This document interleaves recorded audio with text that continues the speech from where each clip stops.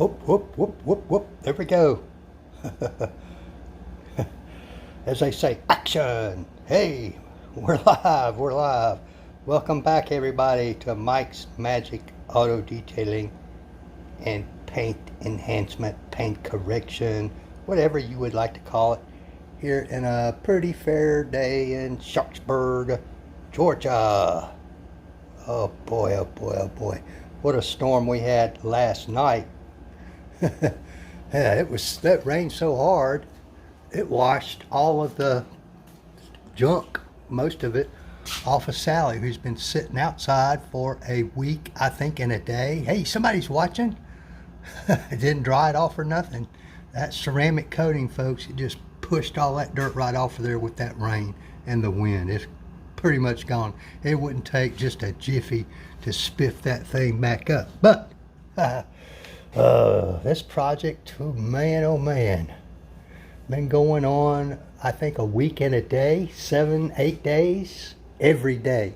This gorgeous 1959 Corvette convertible, I believe it's a 283. Hey, Rat! I believe it's a 283. It's got two 4-barrels on it, Rat, and a 4-speed, all original. My customer is technically the third owner. The original owner bought it new, and then I think the next owner inherited it, kept it for a few years, and then stored it, Rat, for over 20-25 years, something like that.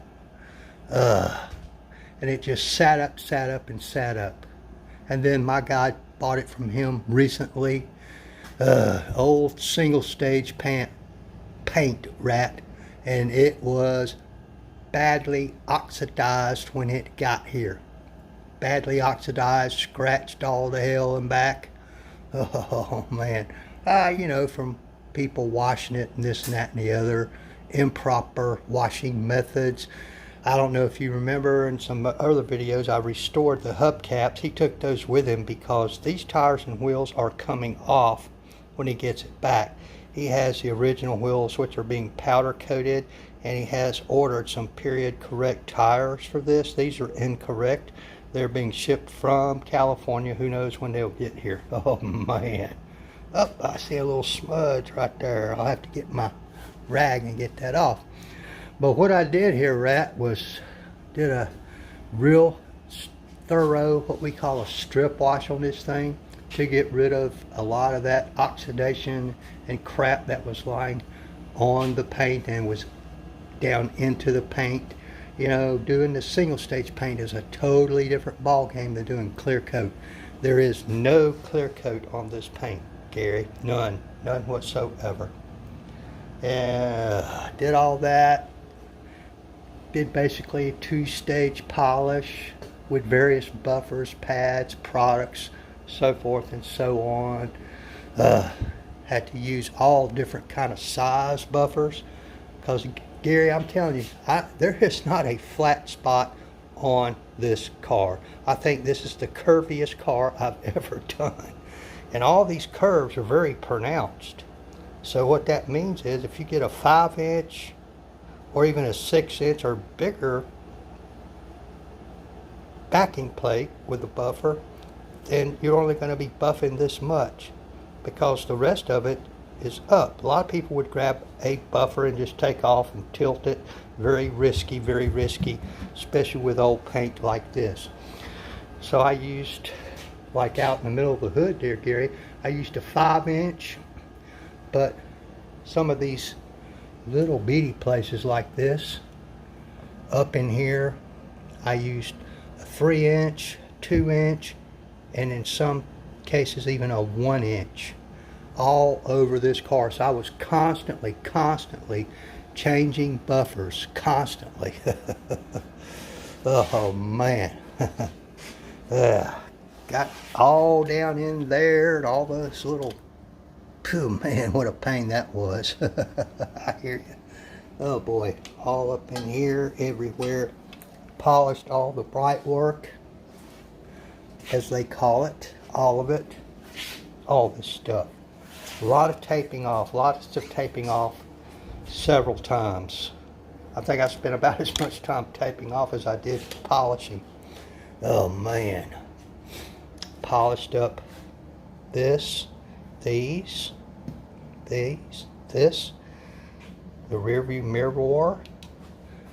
See, I got this bright work around the windows, cleaned it. It cleaned up rather well. Scrubbed the hell out of this convertible top, even though he is going to replace it. He says there's a couple of tears and bad spots that, and protected that with 303 protectant. Oh, ho, ho, ho, ho, ho. Look at that, Gary. I mean, paint with clear coat don't shine any better than that. Look at that interior, buddy. Man, see that 4-speed over there? Man, oh man, oh man. This is what they call a survivor car, I guess. Got my final buffing towel here, a nice plush one. Cannot buy that quality around town. Got all this stuff polished up, the tail lights, the bright work around them, because they were kind of cracked looking. They're still not perfect, but they're way better than what they were. This back bumper, some of it polished up pretty good, some of it didn't. Hey Greg, how you doing, buddy? Oh, I gotta put the license plate back on. Oh yeah. And let me tell you what, folks, that body goes way up under there. I think it goes up about 6 inches up under the car. You talking about a pain to get up under there and polish that and wax that. Holy cow, holy cow. But some of this chrome turned out pretty nice, I think. The parts that wasn't just, you know, pitted and corroded, I can't do much about that. But oh man, I'm pretty sure my customer is going to be rather happy with this. And this is the first time got up all in here, all up in there. Got these emblems all done up fine. Way up under there. Once again, that goes way up under there. Holy cow. Hey, Miss Rita. Oh boy, oh boy, oh boy. No clear coat at all on this car. But I purchased a wax for this car. Like I said, single stage you approach directly different than you would 2-stage paints with clear coat like you see nowadays. And I bought this wax specifically for this car because there are various reasons that the experts tell me to get certain kinds of wax for old oxidized single stage paint. See, now what I had to do was put that wax on and then let it sit overnight because it absorbs some of the oils and stuff that's in that wax down into and rejuvenates that old oxidized single stage paint. Then you come back the next day, you wipe it all off, which once it's been over there overnight like that, folks, let me tell you, it is a you know what to get off. Then I paint prepped the whole car and I waxed it again to give it its gloss and shine. Man, now you could have used, or I could have used if I so chose, a sealant. Normally I'll use a titanium 8 to 12 month sealant, but this car is kind of a little different. It would have worked just fine on this paint, they tell me, but I wanted the little extra gloss and shine since this is just a special car and it's going to be garage kept and maybe taken out for a drive on the weekends. It's my guy says he's keeping this one. He has a warehouse full of these classics, but some of them he sells, he trades up and down, blah blah blah, but he said he's keeping this one. Sounds like one of those guys on the TV shows. Look at that bright work, would you? Holy moly. I wish the hubcaps were on here so y'all could see those. This silver gray paint on the side, whatever color you want to call it, it was kind of difficult and unwieldy. And there again, it's a curve. And then you know, you get up here in these little narrow spots, you have to drop down to the smaller buffers, the smaller pads. Man, I was constantly changing. I mean, you have to keep changing throughout this whole car. One reason it took so long. Now, this car, this paint, could have easily used what we call damp sanding, because what I did was remove probably 98% or better of the micro marring. I'd say 100% of the micro marring is gone. It will not come back unless somebody scratches it again. There's some orange peel in here in this paint, which the old single stage was notorious for.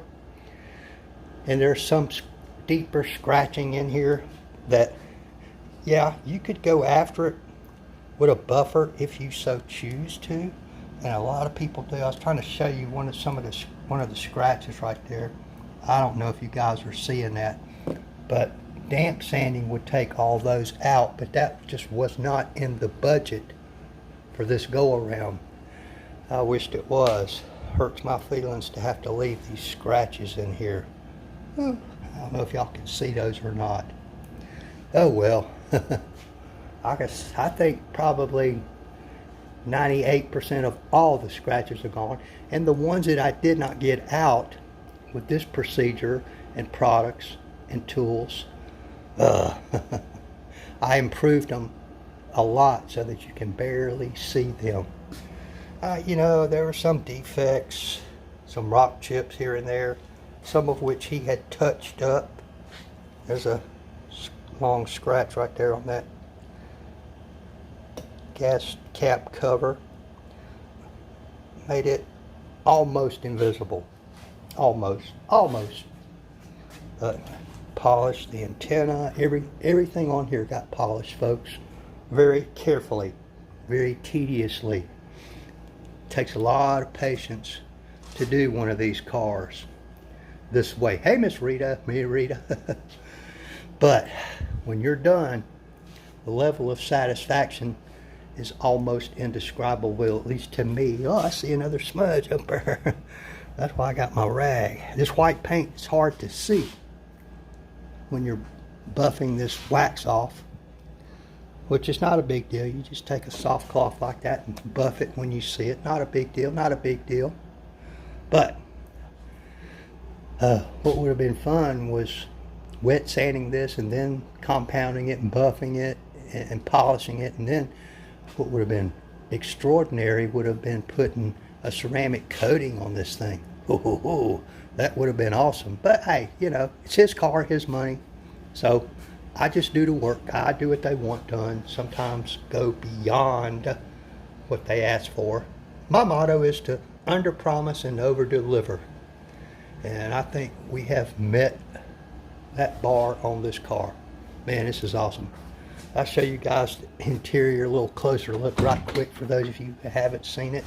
I mean, folks, this is a survival car for Pete's sakes. Look at that. That bright work there is in excellent shape. Wouldn't take much at all to make this interior look almost new. It looks almost new now, but look newer. But he says he's going to handle that by himself. Look at this, folks. I can crawl in here a little bit and show you guys this. Look at all that. Ooh, wee babies. Look at that 4-speed, y'all. Look at that. Oh, yeah.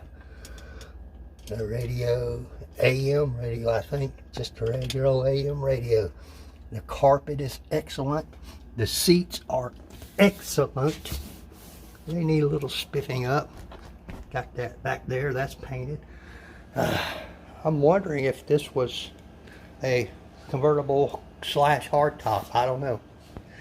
Maybe some of you Corvette people could say. I don't know. I'm not a Corvette guy. Oh man. But like I say, I put that wax on this one. It's the first wax I've owned in years. Just to bring out a little more depth and clarity to the shine, which wax can do. But the problem with wax is, like, this wax is a very high-end wax, and I'm giving him the remainder of the can, which most of it's left, so that he can redo it again when he needs to or if he wants to. And it's high dollar wax, not the crap you buy around town. No. No, no, no, no, no. That's all cleaner wax, full of fillers and oil, all kind of stuff. It don't last through the first wash most of the time. But I'm happy with it. I'm going to go in and call this customer and tell him he can come get it when he likes. And next up for me is I think it's a 2011 black Porsche Boxer, which is in pretty hammered shape. Pretty hammered. I'll show you guys that car when it arrives. Oh boy, oh boy. I can't stop looking at this. So you know what they say, like, tag, share, follow, subscribe if you're watching on YouTube and all that stuff.